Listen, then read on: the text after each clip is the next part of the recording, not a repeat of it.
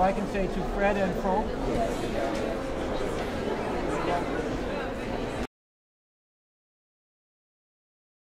Honnêtement, pour moi, en fait, les dédications sont très importantes parce que on a le contact directement avec des lecteurs et des lectrices. Ma vie est franchement une vie très solitaire. Il faut garder ça. Ça, c'est essentiel pour, si on est romancier. Si on dans des fêtes tous les soirs, oui, dans des pages de Paris Match tout le temps. Ça, c'est, oui. Franchement, ça c'est autre chose. Ça, c'est BCBG. Et ce n'est pas la vie d'un écrivain.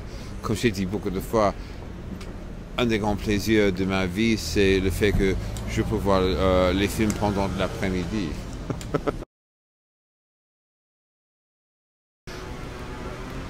Honnêtement, le fait quand quelqu'un m'a dit « j'ai passé une nuit blanche avec vous, Monsieur Kennedy » ou « j'ai lu ce roman au milieu d'une crise personnelle et j'ai compris je n'ai pas seul ».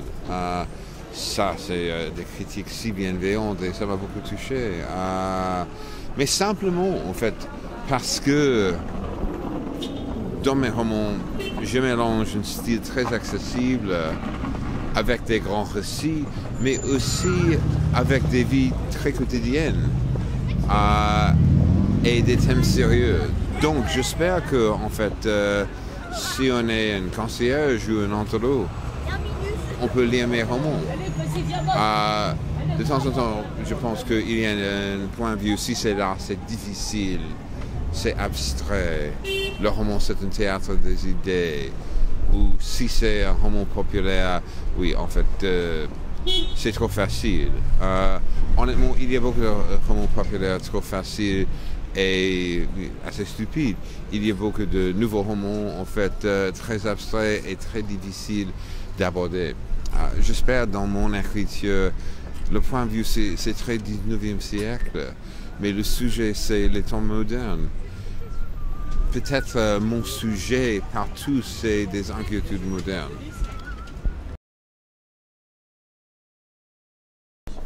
Je ne vais pas me plaindre. Honnêtement, en fait, pour moi, la chose la plus importante c'est l'écriture.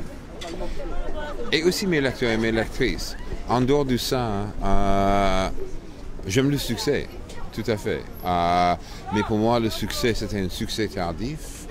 J'avais 41 ans quand L'homme qui voulait vivre sa vie est sorti. C'était mon premier succès. C'était après une carrière comme un dramaturge très médiocre. Et c'était mon 5e livre.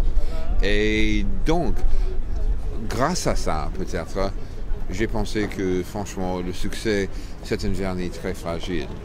Naturellement, en fait, je suis si reconnaissant que j'ai connu un succès hallucinant ici en France.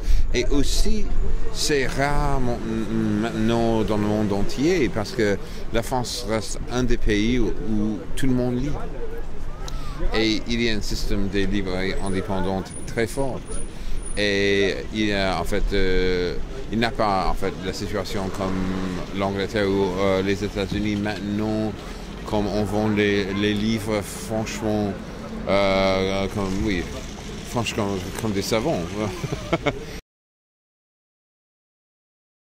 Aux États-Unis, oui, franchement, j'ai lu une statistique.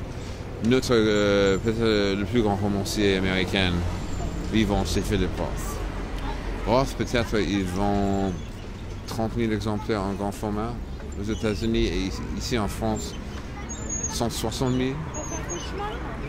Quelle différence. Voici en fait la réponse.